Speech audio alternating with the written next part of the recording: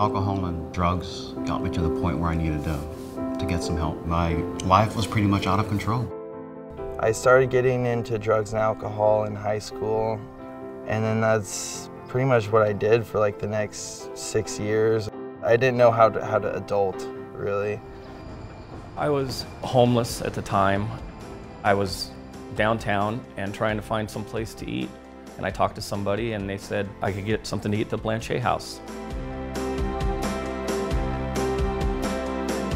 Yellow too.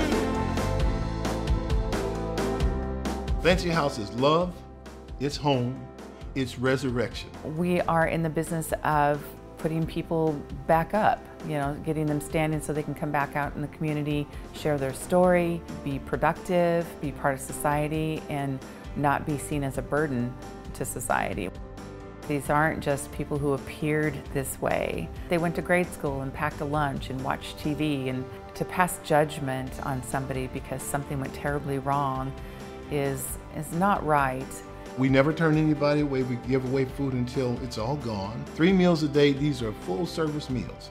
They are prepared by our volunteers and the men in the house. And you can come here on a given day, find pizza, steak, chicken, vegetables and fruits, anything you can find anywhere else.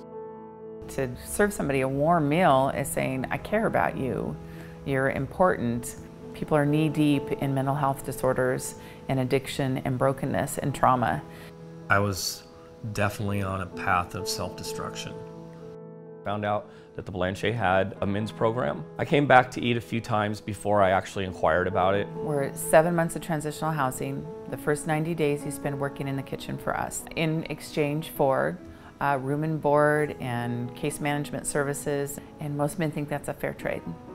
The first thing we do is just meet them with compassion. The Blanchet just accepted me for who I was. When the men start to relax and start to realize they could really rebuild themselves here, great things happen. 9 months ago, I was bouncing around from program to program. Lonnie had struggled for a lot of years with addiction. He had lost his family, essentially. He'd lost his marriage and hadn't spoken to his mom in over 9 years. And then I found this place, and it's been a blessing really coming. My name is Danny Welch, and I work on the tiny houses with 3 other men at the Blanchet farm. The farm is a little bit more recovery-based. The men are still required to work. They have AA meetings at the house. It's a little more of a sanctuary. It is the place of discovery. We have 62 beautiful acres nestled between vineyards on the one side, filberts on the other side, and vistas all over the place. The work is outside, it's with the animals, it's with repair, wood shop.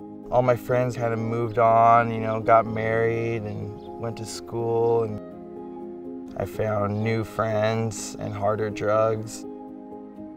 Got introduced to heroin, then that slowly became an everyday thing. 3 years ago is when I first sought out treatment. I went into detox. They referred me to Blanchet, and it sounded like something that I'd be interested in. And I'm glad I made that decision for sure. I started out in the program like all the other men, washing dishes and serving food and preparing food.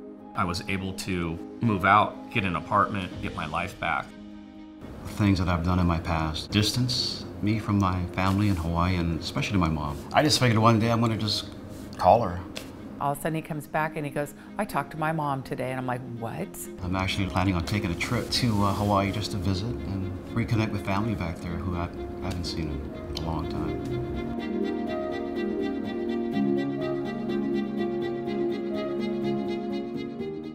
Where do you think you would be without Blanchet House?